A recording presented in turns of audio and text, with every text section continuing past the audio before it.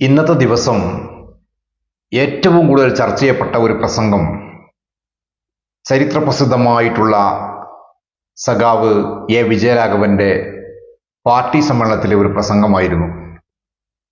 എല്ലാ social media ഹാൻഡിലുകളും ഇവിടുത്തെ ദൃശ്യമാധ്യമങ്ങളുമൊക്കെ ആ പ്രസംഗത്തെക്കുറിച്ച് ചർച്ച ചെയ്തു. അത്രമേൽ ചരിത്രപ്രസിദ്ധമായിരുന്നു ആ പ്രസംഗത്തിലൂടെ വിജയരാഘവൻ സഖാവ് പാർട്ടി പ്രവർത്തകന്മാരോടും സമൂഹത്തോടും ഒക്കെ പറഞ്ഞ വാക്കുകൾ. അദ്ദേഹത്തെ പോലെയുള്ള ആളുകൾ അത്രമേൽ മഹത്തരമായ പ്രസംഗങ്ങൾ നടത്തുമെന്ന് നമുക്കറിയാം. കാരണം അദ്ദേഹം CPMന്റെ പോളിറ്റ് ബ്യൂറോ മെമ്പറാണ്. യഥാർത്ഥ കൃത്യമായ രീതിയിൽ പറഞ്ഞാൽ കഴിഞ്ഞ ലോക്സഭാ തെരഞ്ഞെടുപ്പ് നടക്കുമ്പോൾ അദ്ദേഹം പാലക്കാട് സീറ്റിൽ CPMന് വേണ്ടി മത്സരിച്ച ആളാണ്. ഒരുപക്ഷെ ബദലായിട്ട് ഇന്ത്യയിൽ CPM ഉണ്ടാകുമെന്ന് CPMകാരൻ പ്രസംഗിക്കുമ്പോൾ അത് പ്രസംഗം മാത്രമായി നിങ്ങൾ കാണണ്ട. എങ്ങാനും CPM അധികാരത്തിലേക്ക് വന്നാൽ ഇന്ത്യയുടെ പ്രധാനമന്ത്രിയാവേണ്ട ആൾ സത്യത്തിൽ എ വിജയരാഘവനാണ്. കാരണം പോളിറ്റ് ബ്യൂറോയിൽ നിന്നുള്ള മുതിർന്ന അംഗമായി മത്സരിക്കുന്ന ആൾ എ വിജയരാഘവനാണ്. ആ വിജയരാഘവൻ ഇന്ത്യയുടെ പ്രധാനമന്ത്രിയൊക്കെ ആവുന്ന CPMന്റെ കാൻഡിഡേറ്റായി മത്സരിച്ചിട്ട് പാലക്കാട് തോറ്റുപോയി. അത് വേറൊരു കാര്യം. പക്ഷെ അദ്ദേഹത്തിൻ്റെ പ്രസംഗങ്ങൾ അത് വല്ലാത്ത ഒരു ചിന്തയിലേക്ക് സമൂഹത്തെ കൊണ്ടുപോകുന്ന പ്രസംഗമാണ്. അദ്ദേഹം നടത്തിയ പ്രസംഗത്തിലെ വാക്കുകൾ കേട്ടാൽ കുറേ നേരം നമ്മൾ തലയിൽ കൈവച്ചു പോകും. പിന്നെ ഇത് CPMകാരും വിജയരാഘവനൊക്കെ പറയല്ലേ, എന്താ ഇപ്പം ഇതിനൊക്കെ പറയാൻ നമ്മൾ കരുതിപ്പോകും.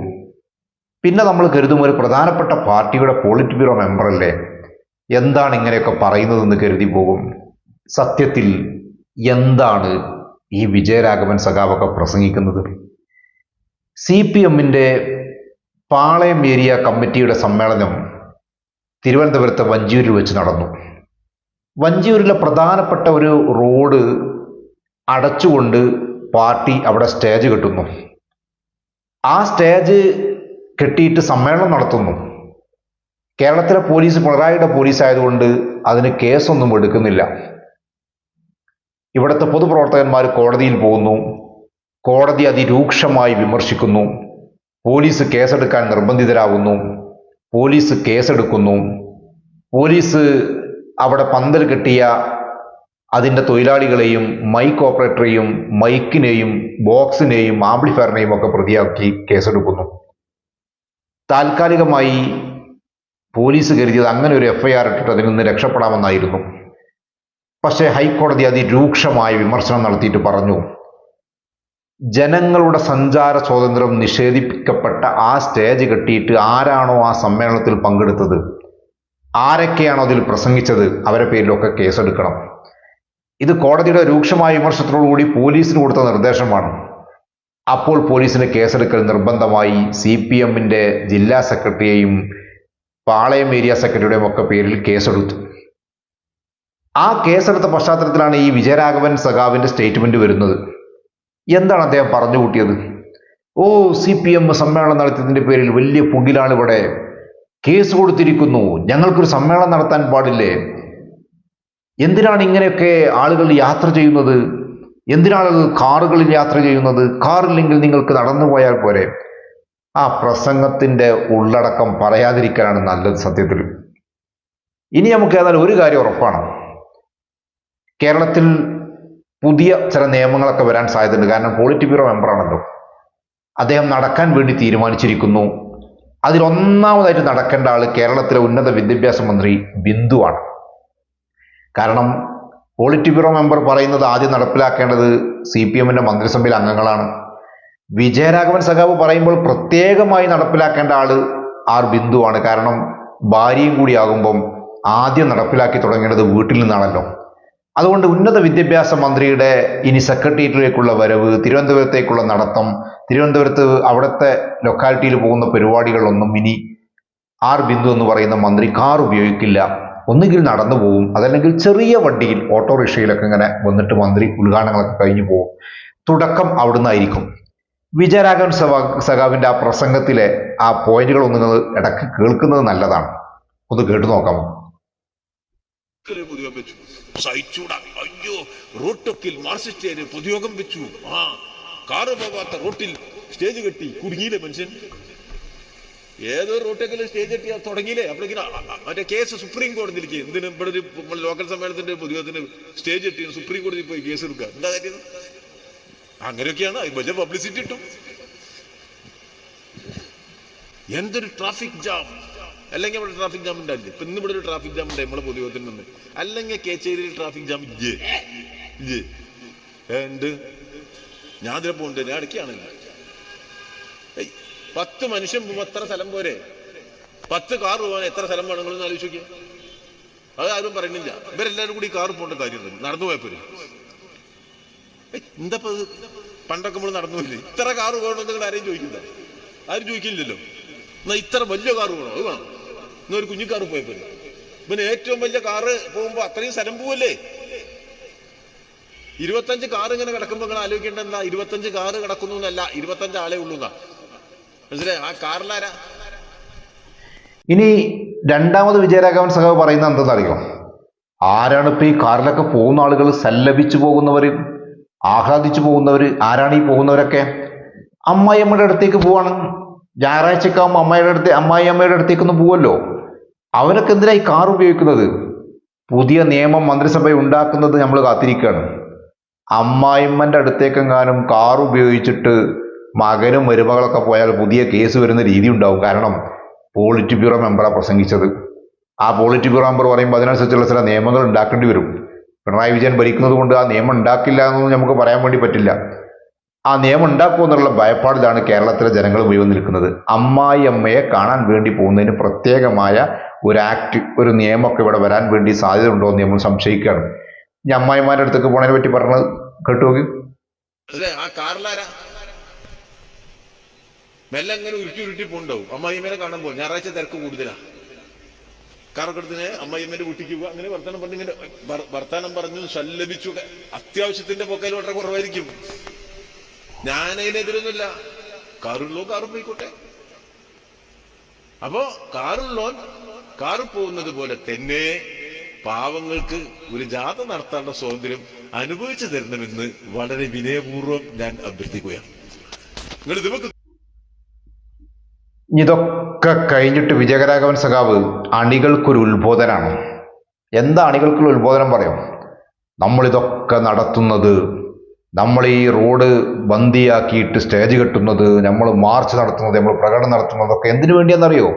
സോഷ്യലിസം വരാൻ വേണ്ടിയിട്ടാണ്. എല്ലാവരും ഒരുപോലെയാകാൻ വേണ്ടിയിട്ടാണ്. ഇവിടെ ഉള്ളവനും ഇല്ലാത്തവനൊക്കെ ഒരു ശബ്ദമാവാൻ വേണ്ടിയിട്ടാണ്, ഒരുപോലെ ജീവിക്കാൻ വേണ്ടിയിട്ടാണെന്ന് പറയുകയാണ്. അപ്പോൾ നമുക്ക് വലിയൊരു പ്രതീക്ഷ ഉണ്ട്. കാരണം കേരളം ഭരിക്കുന്ന മുഖ്യമന്ത്രിയാണ് പോളിറ്റ് ബ്യൂറോ മെമ്പറും കേരളത്തിലെ ഏറ്റവും മുതിർന്ന CPM-ന്റെ നേതാവും. അദ്ദേഹമാണല്ലോ ഈ സോഷ്യലിസം വരാൻ വേണ്ടിയിട്ട് ഏറ്റവും കൂടുതൽ പണിയെടുക്കേണ്ട ആള്. അപ്പം അദ്ദേഹത്തിന്റെ രീതിയിലേക്ക് കേരളത്തിലെ എല്ലാ കമ്മ്യൂണിസ്റ്റുകാരും മാറാൻ വേണ്ടി പോവാണ്. കേരളം മൊത്തം മാറാൻ വേണ്ടി പോവാണ്. അപ്പം നമ്മളൊക്കെ ഒന്ന് രക്ഷപ്പെടാൻ വേണ്ടി സാധ്യതയുണ്ട്. കാരണം പിണറായി വിജയന്റെ മകൾ വീണ വിജയന് ഒരു മാസം സ്വന്തം അക്കൗണ്ടിലേക്കും കമ്പനി അക്കൗണ്ടിലേക്കുമായിട്ട് 8 ലക്ഷം രൂപ വന്നുകൊണ്ടിരുന്നു. ആ 8 ലക്ഷം രൂപ പേഴ്സണൽ അക്കൗണ്ടിലേക്ക് 5 ലക്ഷം, എക്സാലോജിക് എന്ന് പറയുന്ന കമ്പനിയുടെ അക്കൗണ്ടിലേക്ക് 3 ലക്ഷം രൂപ വന്നിരുന്നത്. അപ്പം ചെറിയൊരു പ്രതീക്ഷ നമുക്കുണ്ട്. കാരണം പിണറായി വിജയൻ അങ്ങോട്ട് താഴെക്കടയിലേക്ക് കൊണ്ടുവരാൻ വേണ്ടി വയ്യല്ലോ പോളിറ്റ് ബ്യൂറോ മെമ്പറെ. അപ്പൊ പിണറായി വിജയന്റെ ജീവിത രീതിയിലേക്ക് നമ്മളെ അങ്ങോട്ട് കൊണ്ടുപോകുമായിരിക്കും വിജയരാഘവൻ സഖാവ് ഉദ്ദേശിച്ചത്. അതുകൊണ്ട് നമുക്ക് വലിയ പ്രതീക്ഷ ഉണ്ട്. മക്കൾക്കൊക്കെ 5-8 ലക്ഷം രൂപ മാസത്തിൽ കിട്ടുന്ന ഒരു സമത്വമുള്ള, എല്ലാവരും ഒരുപോലെ ജീവിക്കുന്ന ഒരു നാടിന് വേണ്ടിയാണ് കമ്മ്യൂണിസ്റ്റ് പാർട്ടി പണി മുഴുവെടുക്കുന്നത്. അതും അദ്ദേഹം ഈ ക്ലാസ്സിൽ കൃത്യമായിട്ട് പറയുന്നുണ്ട്. അതും നമുക്ക് കേൾക്കാം. ഞാൻ എപ്പോഴും പറയും, ഞങ്ങൾ കമ്മ്യൂണിസ്റ്റ് പാർട്ടി പ്രവർത്തിക്കുന്നത് സോഷ്യലിസം സ്ഥാപിക്കാനാണ്. ഉള്ളവരും ഇല്ലാത്തവരും ഇല്ലാത്ത ഒരു ലോകം സൃഷ്ടിക്കാനാണ്. സാമൂഹ്യ മാറ്റത്തിനാണ്. സാമൂഹ്യ മാറ്റത്തിന്റെ പതാകയും എന്തിയാണ്? ആ വളണ്ടിയർ മാർച്ച് പോകുന്നത് ഇന്നല്ലെങ്കിൽ നാളെ ഈ നാടിനെ വിമോചിപ്പിക്കും എന്ന ആത്മവിശ്വാസത്തിന്റെ അടയാളമാണ് കമ്മ്യൂണിസ്റ്റുകാരുടെ കൂട്ടായ്മകൾ. അതാണത്. പിന്നീട് ക്ലാസ് പുരോഗമിച്ചുകൊണ്ട് പറയുന്നത് പുരോഗമന ചിന്തയെക്കുറിച്ചാണ്. ഇതൊക്കെ പറഞ്ഞിട്ട് ആളുകൾ കാർ ഉപയോഗിക്കുന്നതിലുള്ള കുശുമ്പ്, ആളുകൾ വലിയ വാഹനം ഉപയോഗിക്കുന്നതിലെ കുശുമ്പ്, നടന്നു പോകുന്നതിലേക്ക് നമ്മൾ തിരിച്ചു പോകണം എന്നൊക്കെ പറഞ്ഞിട്ട് അടുത്ത വാക്ക് വിജയരാഘവൻ സഖാവ് പറയുന്നത് എന്താണെന്നറിയോ? നമ്മൾ പാർട്ടി സമ്മേളനങ്ങളൊക്കെ നടത്തുന്നത് ആശയപരമായ പോരാട്ടം, ആദർശപരമായിട്ടുള്ള പോരാട്ടം, പിന്നെ പിന്നെ എന്താ പറയുക, വർഗപരമായിട്ടുള്ള പോരാട്ടങ്ങൾ, ഇതൊക്കെ നടത്തിയിട്ട് നമ്മൾ ആകെ കൊണ്ടുവരുന്നത് ഈ സമൂഹത്തിന്റെ പുരോഗതിക്ക് വേണ്ടിയിട്ടുള്ള ആശയങ്ങളാണ് നമ്മൾ ഉണ്ടാക്കുക എന്ന് പറയുന്നത്. ഇതൊക്കെ പറഞ്ഞിട്ട് വിജയരാഘവൻ സഖാവിന്റെ അവസാനത്തെ സ്റ്റേറ്റ്മെന്റുകളുടെ ഭാഗമാണ്. അത് വ്യത്യസ്തമായിട്ടാണ് അദ്ദേഹം പറയുന്നത്. ആശയ രാഷ്ട്രീയ സംവാദമുണ്ട്. ഒരു സമൂഹത്തിൽ പലതരം സമരങ്ങൾ നടക്കേണ്ടതുണ്ട്. പ്രത്യയശാസ്ത്ര സമരം വേണം, ആശയ സമരം വേണം. ആശയ സമരത്തിന്റെയും പ്രത്യയശാസ്ത്ര സമരത്തിന്റെയും രാഷ്ട്രീയ സമരത്തിന്റെയും വേദിയാണ് കമ്മ്യൂണിസ്റ്റ് പാർട്ടിയുടെ സമ്മേളനം. സമൂഹത്തിന്റെ പൊതുബോധത്തെ പുരോഗമനപരമായി പരിവർത്തനം ചെയ്യിക്കാൻ ആവശ്യമായ എല്ലാം കലരുന്നത് കൂടിയാണ് കമ്മ്യൂണിസ്റ്റ് പാർട്ടി സമ്മേളനം.